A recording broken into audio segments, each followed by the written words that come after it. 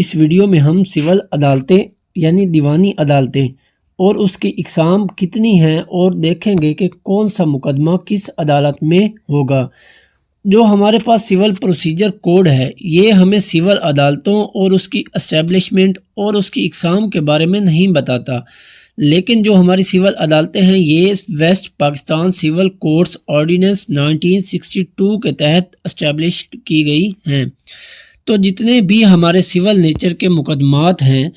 وہ ہماری سول عدالتیں سنتی ہیں۔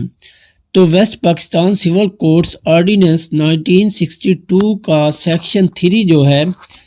وہ کہتا ہے کہ سمال کازز والی عدالتوں کے علاوہ کسی اور انیکٹمنٹ کے تحت بنائی گئی عدالتوں کے علاوہ ہمارے پاس انڈر سیکشن 3 یہ جو دیوانی عدالتیں ہیں اس میں آتی ہیں ڈسٹرکٹ جج کی عدالت، ایڈیشنل ڈسٹرکٹ جج کی عدالت اور سول جج کی عدالت۔ اب اس میں سینئر سول جج آ جاتا ہے، سول جج درجہ اول، سول جج درجہ دوم، سول جج درجہ سوم۔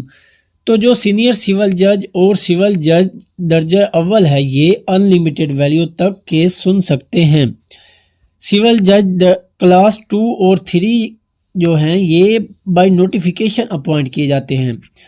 یعنی یہ جو سول جج کلاس 2 اور 3 یعنی سول جج درجہ دوم اور سوم کے ججز ہیں یہ پیکیونری جورسڈکشن کی بیس پر اپوائنٹ ہوتے ہیں، یعنی کتنی مالیت کا کیس وہ سن سکتے ہیں۔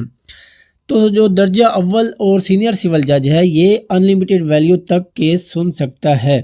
اور جو درجہ دوم ہے یہ 5 کروڑ تک کی مالیت کا کیس سن سکتا ہے، اور جو سول جج درجہ سوم یعنی کلاس 3 کا جج ہے یہ 50 لاکھ کی مالیت تک کا کیس سن سکتا ہے،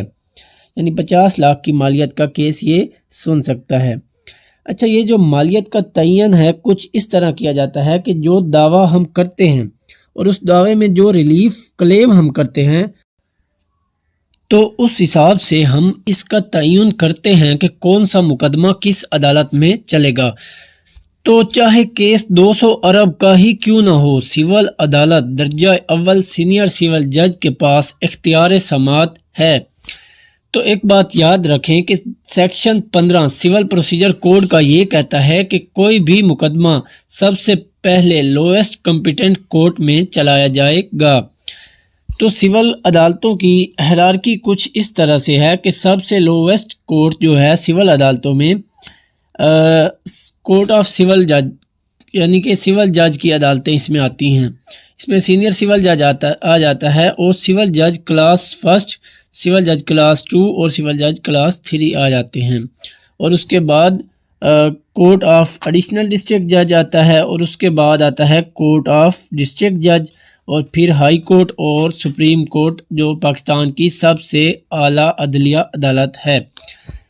تو مقدمہ چاہے سول جج درجہ اول، سول جج درجہ دوم، چاہے سول جج درجہ سوم کے پاس بھی کسی کے پاس بھی چل رہا ہو، ان میں سے کسی بھی جج کے خلاف جو اپیل ہے یعنی سول ججز کے خلاف اپیل جائے گی ڈسٹرکٹ جج کے پاس۔ اب کیا ایک ڈسٹرکٹ جج سب کی اپیلیں سن سکتا ہے؟ تو یہ کافی ٹف کام ہے، تو اس کے لیے اس کی مدد کے لیے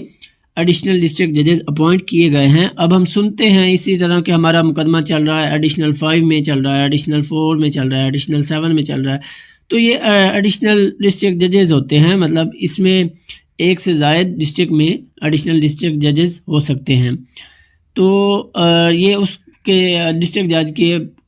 کام کا جو برڈن ہے اس کو کم کرنے کے لیے، اس کی مدد کے لیے اپوائنٹ کیے گئے ہیں،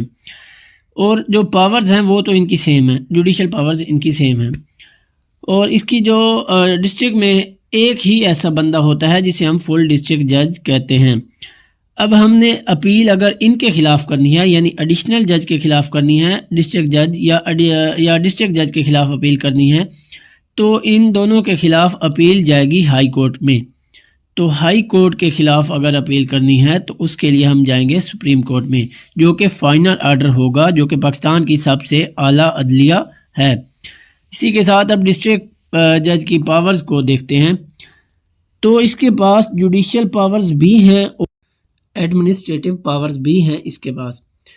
تو جوڈیشل پاورز میں اس کے بعد اوریجنل جورسڈکشن ہے انڈر سیکشن 7 جو کہ ان لمیٹڈ ویلیو تک کا کیس یہ ڈسٹرکٹ جج سن سکتا ہے،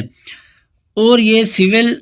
کورٹ کے خلاف سول ججز کے خلاف اپیل بھی سن سکتا ہے under section 18 of west Pakistan civil courts ordinance 1962۔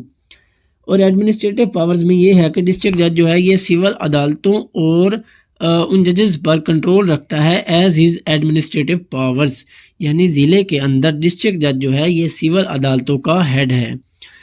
اور یہ انڈر سیکشن 14 اس کے پاس یہ پاورز ہیں۔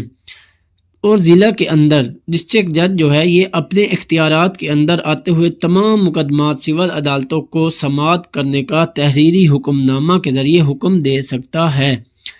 اور اسی طرح جو نئے ججز آتے ہیں ان کی انٹرسٹ یا ایکسپرٹیز کے حساب سے انہیں ڈسٹریبیوشن آف بزنس بھی کر سکتا ہے انڈر سیکشن 15۔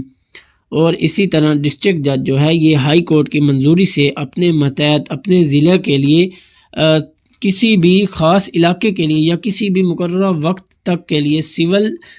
ججز کو یہ حکم یا اختیار دے سکتا ہے کہ یہ مقدمہ سنو یا اس علاقے تک یہ والے مقدمات تم سن سکتے ہو، مگر اس دیے گئے اختیارات سے وہ سول ججز تجاوز نہیں کر سکتے۔ اب نیکسٹ ہے section 4 savings civil procedure code کا۔ تو اس میں یہ کہا گیا ہے کہ کیونکہ یہ ایک جنرل پروسیجر کوڈ ہے تو اگر کوئی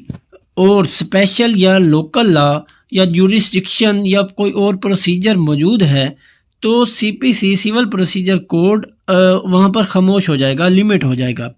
اگر نہیں ہے تو پھر یہ ایپلیکیبل ہوگا، جیسے کہ ریونیو میٹرز میں لینڈ ریونیو ایکٹ ہے، اسے ریونیو میٹرز کو ان کے تحت ڈیل کیا جاتا ہے۔ اسی طرح بینکنگ کوڈس ہے